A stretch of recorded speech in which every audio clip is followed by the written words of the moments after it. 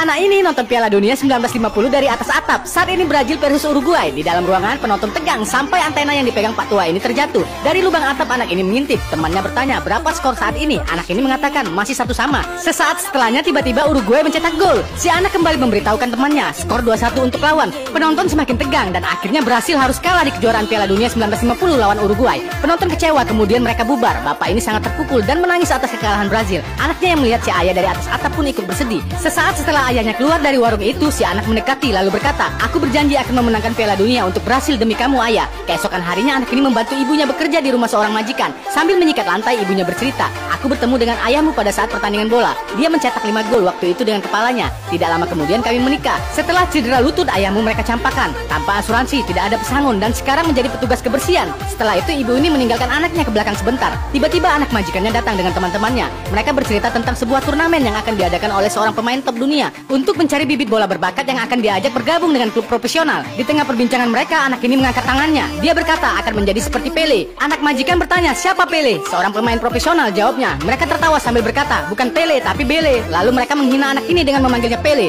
Kemudian menendang bola ke arahnya yang membuat ember terjatuh. Ibu ini kemudian datang dan memegang anaknya. Dia memohon maaf kepada si anak majikan. Setelah itu mereka pergi meninggalkan ibu dan anak ini. Nah guys, pengen tahu kelanjutannya? Saksikan next part hanya di anak-anak ini memakai sarung bantal dan spray sebagai kostum bola yang sudah dijahit temannya. Karena salah ukuran, seorang anak marah-marah tidak dapat memakainya. Mereka bermain dan mulai mencetak gol demi gol dan turnamen yang diadakan oleh seorang pemain top dunia. Di lapangan lainnya, anak majikan ini bermain dengan sepatu dan kostum lengkap. Mereka menang dengan skor 8-0 dari lawannya. Komentator mengatakan bahwa besok adalah final antara tim The King melawan tim 7. Mendengar itu, anak majikan mengatakan mereka adalah tim tanpa sepatu. Kemudian orang-orang di sana mentertawakan mereka. Anak-anak ini bersedih saat mendengar itu, lalu melipat kakinya masing-masing. Mereka akhirnya sepakat untuk membeli sepatu bola. Salah seorang anak bertanya, "Uangnya dari mana?" Tapi anak ini segera melihat peluang. Dia berencana untuk mencuri kacang yang ada di mobil. Tidak lama kemudian mereka mengangkat karung-karung kacang dan membawanya berlari. Tapi petugas yang mengetahui hal ini mengejar mereka. Sampai akhirnya mereka pun berhasil melewati pagar yang terkunci. Sehingga para petugas ini tidak dapat mengejar lagi. Di sebuah persimpangan mereka menjual kacang-kacang ini dengan harga murah sambil menyemir sepatu para pembeli. Dagangan mereka laku keras dan uang dapat terkumpul. Tiba-tiba anak majikan datang menghina mereka lalu memanggil seorang anak dengan nama Pele. Anak ini marah ketika nama itu disebutkan. Anak majikan berkata, "Memangnya kenapa? Aku akan mengajarmu," ucap anak kekar ini. Lalu dengan berlahan dia menyebutkan nama Pele. Tiba-tiba saja anak ini menampar pipinya dengan keras yang membuat anak majikan marah dan terjadilah pertarungan di antara mereka.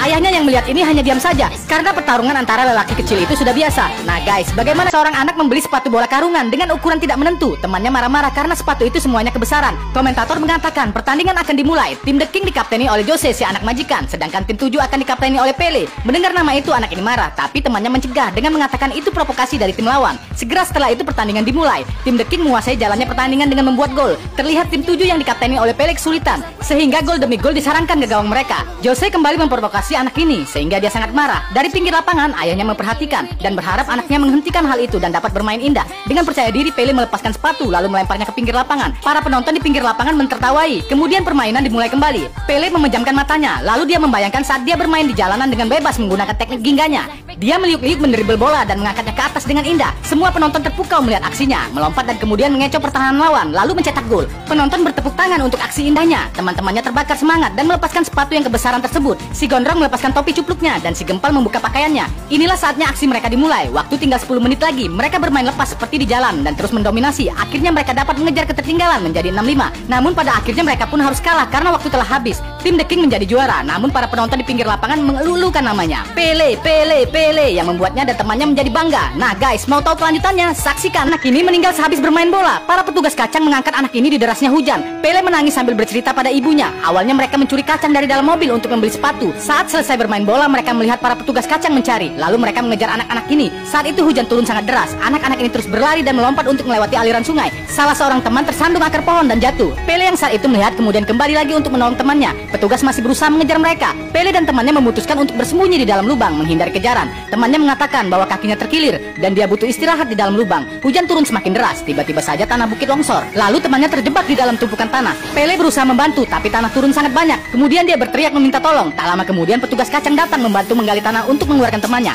Karena sudah lama tertimbun, akhirnya temannya tewas dalam kejadian itu. Setelah bercerita, Pele memeluk ibunya, lalu berjanji akan menjadi anak yang baik dan tidak bermain bola lagi. Di dalam kamar, ayah ini memberikan sebuah kartu undangan kepada istrinya. Ternyata Pele terpilih untuk bergabung dengan klub Santos, tapi ibu ini menyimpan kartu itu di dalam laci. Dia berkata bahwa selama ini tidak menyukai sepak bola dan berharap anaknya itu dapat fokus belajar dan kerja. Keesokan harinya Pele berada di klinik bersama ayahnya. Dia membantu sang ayah dan memperhatikan setiap kerjaan. Saat beristirahat di sebuah kursi panjang, ayahnya berkata, "Tumbuhlah menjadi bebas seperti yang kau inginkan. Apapun yang kau cita-citakan, kejarlah." Kemudian ayahnya berjalan mendekati sebuah pohon mangga, lalu memetik buah itu dan bermain-main menendangnya seperti bola untuk memancing anaknya agar mau bermain bola kembali. Nah, bagaimana anak ini menendang mangga seperti bermain bola? Dia adalah Pele, pemain legenda sepak bola Brazil. Dengan teknik ginganya, buah mangga ini tidak hancur karena mengutamakan perasaan serta permainan yang indah. Ibunya yang sedang belanja saat itu melihat si anak sedang berlatih. Ini kali pertamanya Pele bermain kembali setelah sekian lama vakum. Ibunya di rumah membuka laci dan memandangi kartu nama yang waktu itu diberikan. Keesokan harinya seorang pengurus klub Santos datang memperhatikan dia sedang latihan. Pele menendang mangga dan masuk ke dalam sebuah tong. Tiba-tiba saat mereka pulang ke rumah, bapak ini memanggil namanya. Kemudian ibu ini menjelaskan bahwa dia yang menelpon untuk datang. Bapak ini lalu menawarkan Pele untuk segera bergabung dengan klub Santos.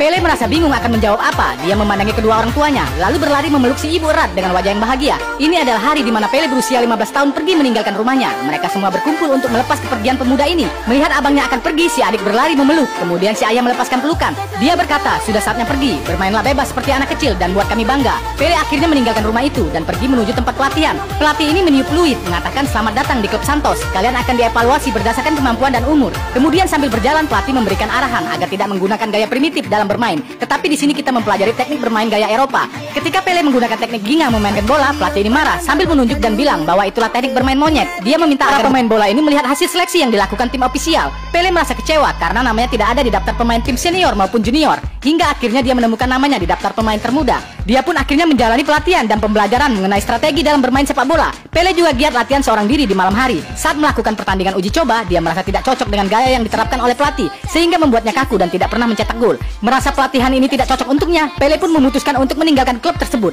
Saat menunggu kereta, tiba-tiba bapak ini datang menemuinya. Dia menasihati Pele agar dapat berpikir ulang, karena di dalam dirinya ada potensi yang sangat besar. Dia juga mengatakan, kegagalan tim Brazil pada final Piala Dunia kemarin bukanlah semata-mata karena teknik ginga yang digunakan. Dia bercerita awal mula teknik itu dipakai oleh para budak untuk membela diri melawan penjajah dengan gerakan bela diri capoeira. Namun setelah zaman perbudakan dihapuskan, orang-orang yang memiliki kemampuan ginga ini dikumpulkan untuk menjadi pemain bola dengan ciri khas bermain asli ala Brazil. Bapak ini juga meyakini bahwa di dalam diri Pele saat ini ada semangat ginga yang kuat. Dia juga menyarankan agar Pele bermain bebas dan lepas, berani membuktikan pada pelatihnya. Setelah mengatakan itu, bapak ini pergi. Pele yang memikirkan hal itu akhirnya kembali ke tempat pelatihan. Dalam sebuah pertandingan tim muda Santos, pelatih menerapkan permainan gaya Eropa, sehingga permainan dikuasai oleh tim lawan. Pele juga saat itu mengikuti instruksi pelatih, sehingga mengakibatkan tim tertinggal angka 3-0. Pele yang mengingat pelatihannya waktu itu memutuskan untuk melawan instruksi pelatih. Dia nekat menggunakan teknik ginga, sehingga dengan kemampuan tingginya dia meliuk-liuk melewati tim musuh, sampai akhirnya dia berhasil mencetak gol. Pelatih yang melihat itu langsung memanggilnya dan menyuruhnya untuk menggunakan teknik itu. Dengan ketertinggalan 3-1, akhirnya tim muda itu pun berhasil menang dengan gol yang